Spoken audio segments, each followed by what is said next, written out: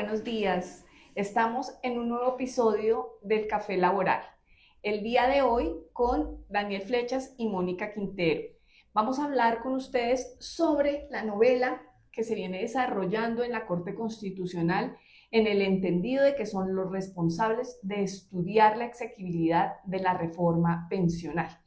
Y han sucedido muchísimos acontecimientos relacionados con esta importante tarea que tiene la Corte, que han vinculado a sus magistrados, a sus miembros, a Colpensiones, al gobierno, bueno, a todos los actores que tienen que ver con esta importante reforma pensional que causa mucha inquietud.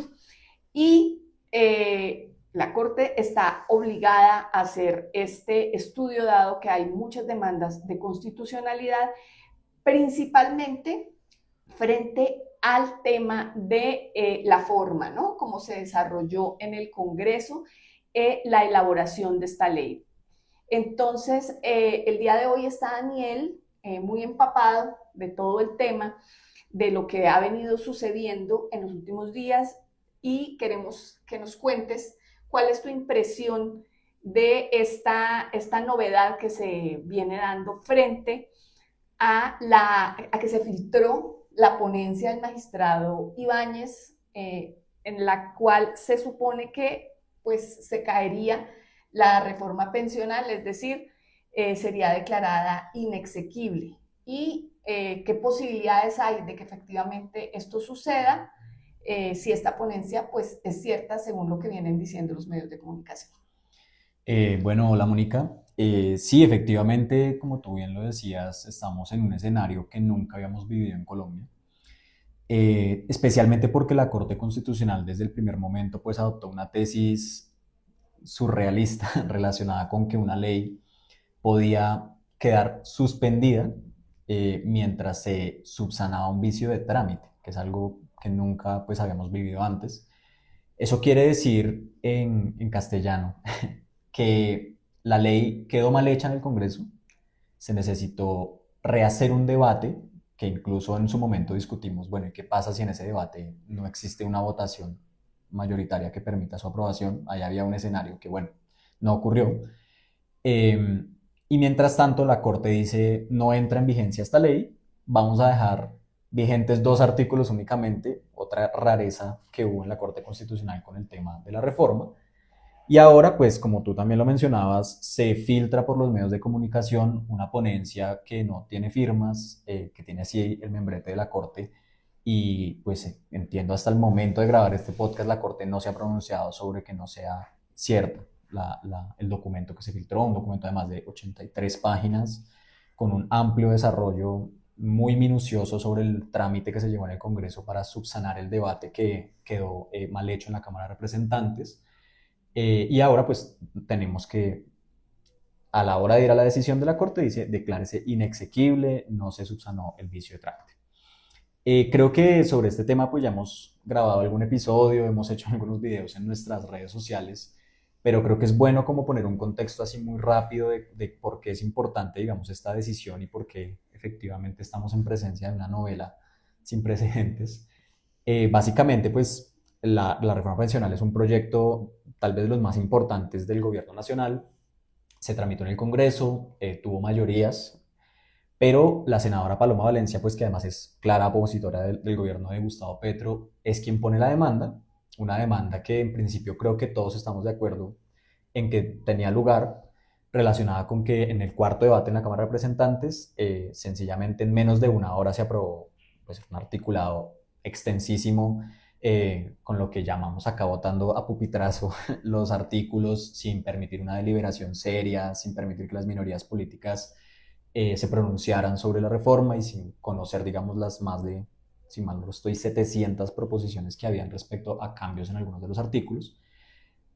Claramente la Corte acogió la tesis de manera unánime diciendo, sí, es verdad, ese debate estuvo como raro, entonces mejor vuélvanlo a hacer, vuélvanlo a votar y cumplan con unos estándares muy, muy minuciosos que impuso el magistrado Ibáñez relacionado con que se cumpliera con la argumentación suficiente, con que se le permitiera a las minorías hablar, etc.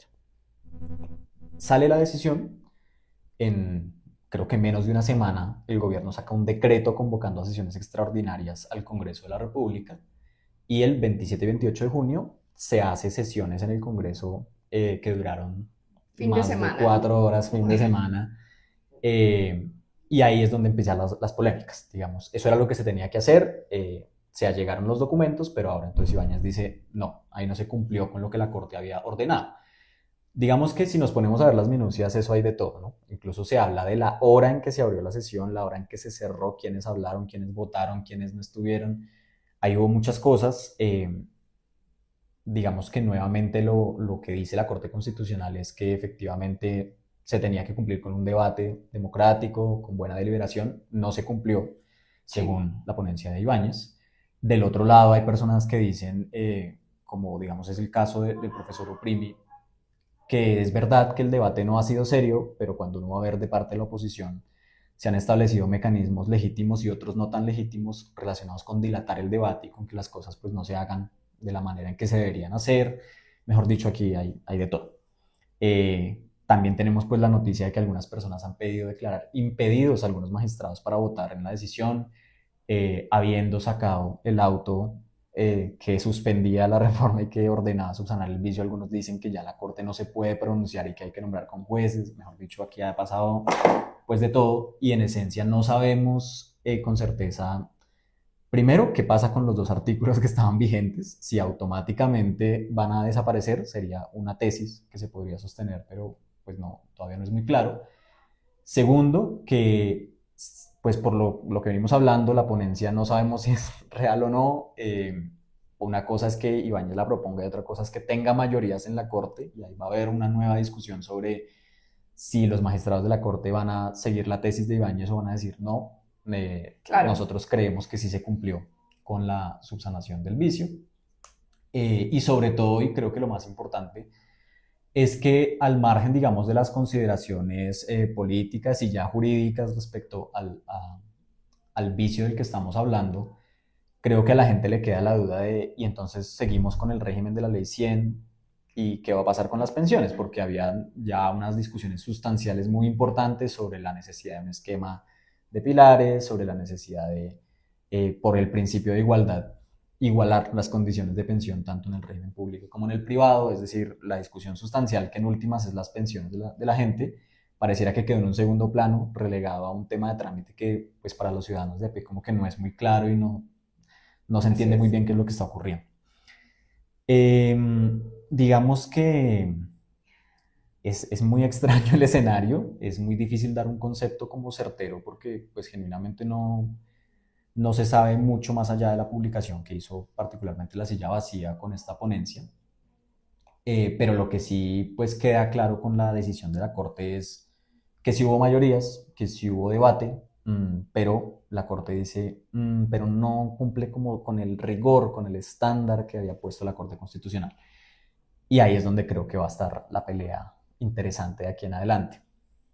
Bueno, ya les corresponde a los magistrados de la sala plana entrar a decidir si acogen o no la ponencia en caso de que sea cierta esta ponencia que está rotando por el Internet, por todos los medios de comunicación, donde el magistrado Ibáñez está proponiéndole a la Corte que se declare inexequible. En ese entendido, ¿tú cómo ves el panorama dentro de la sala plena como para pensar en que sí efectivamente va a tener éxito esa ponencia o va a ser desestimada? Digamos que ninguno, hasta el momento ninguno de los magistrados ha sido recusado. Eso quiere decir que en principio ninguno ha declarado un conflicto de interés que le impida votar con esa ponencia del magistrado Ibáñez. Si las cosas son así, hay un informe muy interesante que hizo El Espectador ya hace unas semanas, como mostrando más o menos cómo ha venido votando la Corte en relación con los proyectos de gobierno. Claramente, y creo que eso es ya conocido por todos, los magistrados Carvajal y Fernández son muy cercanos del gobierno de Gustavo Petro y han votado muy favorable a sus intereses. Y por el contrario, me atrevo a decir que Ibáñez es el único que ha sido más bien reacio a apoyar los proyectos de gobierno, sin decir que eso signifique que no han sido objetivos o que no han esgrimido razones para sustentar sus posiciones. Pero lo que sí hemos visto es que del lado de los otros 6 magistrados no hay una postura clara, afortunadamente, creo yo. Y eso permite que el debate sea por lo menos transparente y serio, de no tener ese problema de decir, ah, no, acá la Corte está dividida entre petristas y antipetristas, como lo han sugerido algunas personas. Yo no creo que sea así. Natalia Ángel ha votado de maneras, a veces con Gustavo Petro, a veces sin él. Miguel Polo también ha votado a veces con Petro, a veces sin él. Y como han habido tantos cambios de magistrados en los últimos meses, pues es muy difícil saber qué puede pasar en la Corte. Ahora, puede ser que también declaren impedido a algunos magistrados, eso implique llamar a un conjuez para votar, y ese conjuez pues es incierto también qué puede hacer. Todavía hay muchísimas dudas, digamos, respecto al futuro de la reforma pensional. Viene ahorita además ya un primer escenario de consulta, que igual el tema electoral y político pues tiene un impacto muy importante también en las decisiones. Y creo que aquí se va a poner, por lo menos, en jaque un poco cómo va a ser el funcionamiento de las instituciones en estos casos de coyuntura política tan compleja. Creo que la Corte hasta el momento lo ha hecho bien. Igual me parece muy enriquecedor que haya magistrados, digamos, que se atrevan, digamos, a tomar estas decisiones. La Corte Constitucional siempre ha sido muy innovadora en las cosas que hace. Esta, por supuesto, que no fue la excepción. Y pues naturalmente va a ser una discusión difícil, una votación compleja. Ya estamos en época electoral y pues eso va a jugar un papel pues interesante. Incluso algunas personas de pronto no están al tanto, pero suponiendo que, digamos, la ponencia de Ibáñez no saliera adelante, que es una posibilidad, y digan, bueno, sí, se subsanó el vicio de trámite. Es posible que, o sea, eso lo que va a hacer es habilitar a la Corte para estudiar demandas sustanciales contra la reforma pensional. Es decir, puede ser que el trámite ya quedó bien hecho, la Corte diga sí, el trámite quedó bien, Ajá. pero puede ser que después digan, pero resulta que con esta otra demanda la reforma no se ajusta a la Constitución y también se caiga. Y eso ya será otra discusión, otra votación y otro problema y otro capítulo de esta novela. Entonces estamos como muy a la expectativa de lo que pueda ocurrir. Ahí, para finalizar, hay un punto que tú tocabas muy importante, y es de los artículos, estos artículos que no quedaron suspendidos, principalmente el de traslados, ¿no? Y ha habido mucha inquietud, la gente se está trasladando masivamente, y esto afecta directamente al común de las personas que ya están viendo, tienen una posibilidad de pensión y que empiezan a analizar en cuál de los sistemas, en cuál de los regímenes les es más conveniente. Entonces muchas veces la pregunta es, bueno, si la declaran inexequible, ¿qué va a pasar con mi traslado?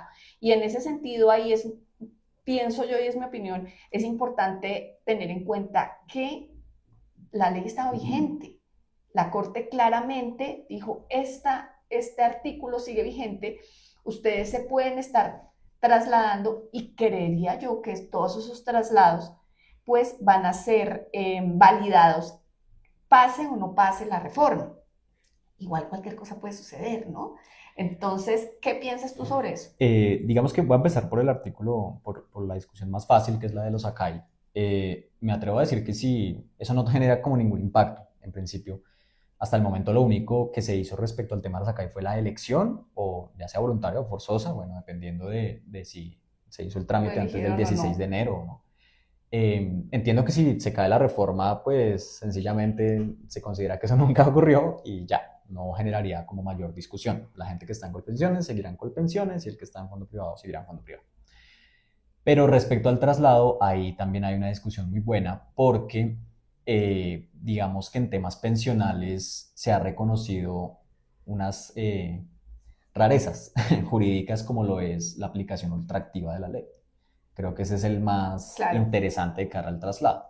Y es si una persona que hoy se enmarque dentro de esos últimos 10 años y, bueno, y tenga sus semanas de cotización necesarias, en caso de que se caiga la reforma, podría solicitar la aplicación ultraactiva de la ley diciendo, aplíqueme la condición más beneficiosa para hacer un traslado. Eso va a ser una discusión grandísima, Sí. porque entiendo que van a ser, ese traslado express va a funcionar 2 años después de la entrada en vigencia. Creo que eso es como hasta junio de 2026. Así es. O sea, todavía quedan Estamos. 8 meses en los que seguramente mucha gente se puede acoger a ese beneficio, porque para muchos representa un beneficio.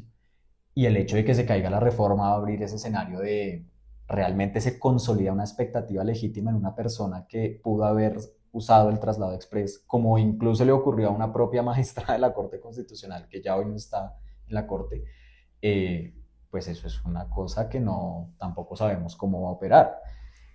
Me parece que se puede prestar para cualquier cosa. Algunos comentarios de juristas en redes sociales muy acertados decían, estamos en un escenario de inseguridad jurídica, pero ya Absoluta. absoluto.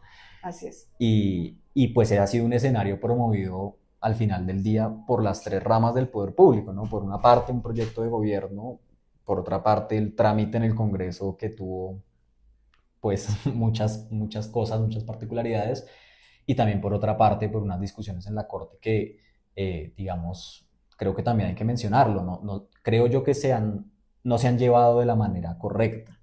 Es decir, la Corte en principio debía sacar un auto me atrevo a decir, con seriedad, y termina notificando la decisión por un comunicado de prensa que uno dice, pero ¿cómo va a ser vinculante un comunicado de prensa y no ¿cierto? Una ponencia El firmada por los auto, pues magistrados es como que debe los ser? jueces se comunican a través de providencias, autos o Correcto. sentencias, entonces sí, como que todo eso se empieza a desdibujar, ese imaginario que tenemos los abogados sobre todo y en general la sociedad de cómo se comunican los jueces, qué tienen que hacer y cómo la Corte entra a comunicarnos sus decisiones a través de mensajes de Twitter, a través de comunicados de prensa y no emiten una providencia como tal, no está firmada. Ahora, estamos en una era digital donde los magistrados pueden hacer sus firmas digitales, todos los deben tener, y resulta que no tenemos todavía el auto porque faltan la firma de toda la sala plena, situaciones que uno no puede entender por qué se presentan. Entonces, por eso la titulamos como la novela de la reforma pensional en la Corte, porque no entendemos todos estos intríngulis que se vienen presentando y que no permiten tener precisamente una seguridad jurídica y una claridad frente a lo que va a suceder y que nos interesa a todos los colombianos que tenemos la expectativa de pensionarnos, ¿no? Entonces, para saber en qué estamos, qué tenemos que hacer y obviamente también a litigantes que estamos en este momento pensando en cómo asesorar a nuestros clientes, a las empresas, a los trabajadores, a los prepensionados, y se genera pues una situación compleja frente a esto. Sí, es correcto. De hecho, incluso la Corte ahí, sobre los comentarios finales de la decisión que aparecen en los medios ahora, incluso plantea el escenario de qué pasa si se propone una nueva reforma, o sea, qué pasa si alguien radica un proyecto de ley de reforma pensional hoy. Se tendría que tramitar y válidamente diciendo que para reformar la ley 100, porque la 2381 no, como que Pues existe y hasta no el existe, está. momento no sabe, está en el limbo, ¿no? Es correcto. Entonces, sí, vamos a tener muchísimas discusiones seguramente en estos meses, sabiendo que pues además estamos en la recta final del gobierno de Gustavo Petro, y que por sus actuaciones sabemos que no se va a quedar tan así como de aceptar la decisión de la Corte. Seguramente van a haber peleas, proyectos, consultas populares, no sabemos. Y está por verse qué pueda pasar. De momento, pues esto es lo que hay. No tenemos más que una noticia de la silla vacía con un comunicado. Eh, y todavía pues están todas las cartas abiertas a lo que pueda ocurrir con la reforma. Bueno, por ahora dejamos en la mesa esta discusión y esperamos a lo que se mueva nuevamente la Corte, no solamente la Corte, sino los medios también, con la información respecto a esta reforma pensional. Estaremos comunicándonos con ustedes a través de nuestras redes sociales. Síganos en el Café Laboral y en todas nuestras redes en Lexar Abogados. Muchas gracias.